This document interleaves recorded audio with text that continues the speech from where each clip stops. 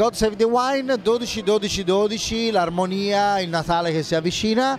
Siamo andati fino in Veneto per scovare Michele Farruggio, che è una vecchia conoscenza, sei stato con noi al primissimo God Save the Wine, quindi adesso torni sotto altre spoglie, ma fa sempre piacere vederti. Veneto, però si parla. Sempre Valpolicella, però ci porti una bollicina, perché giustamente per Capodanno a Firenze se no non si sa cosa aprire. E quindi una bollicina fatta in Veneto comunque? Assolutamente sì, caro Andrea, questa è una bollicina molto particolare perché parliamo dello Zamuner, che è un vino che viene fatto dall'ingegner Zamuner a Verona ed è stato il primo che ha introdotto l'uvaggio di champagne in Italia.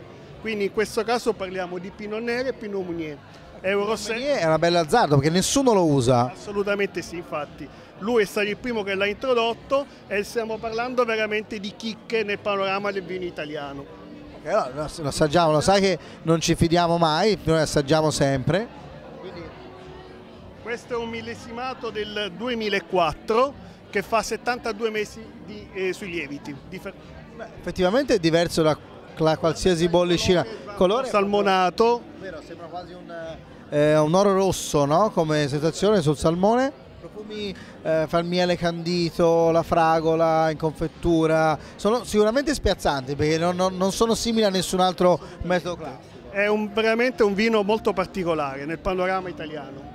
E invece il motivo principale per cui ti abbiamo invitato è perché siamo a Natale, c'è la carne e quindi ovviamente si va a cercare un grande rosso e il Veneto è una delle terre. Non possiamo che non parlare del re dei vini del Veneto, è uno dei re dei vini italiani che è l'Amarone.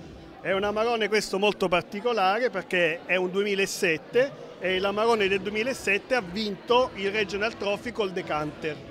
L'Amarone se ne beve sempre molto poco in Toscana perché abbiamo paura di questi dell'Amarone sia un vino particolare, eccessivo, ricco, no? Perché non bisogna aver paura dell'Amarone? Non bisogna aver paura dell'Amarone perché l'Amarone, nonostante il suo grado alcolico abbastanza importante, è un vino che si può bere tranquillamente perché grazie alla sua lavorazione ha una caratteristica di morbidezza, di dolcezza in bocca che fa sì che l'alcol venga veramente sentito in modo relativo. Su che cosa lo berresti questo Amarone?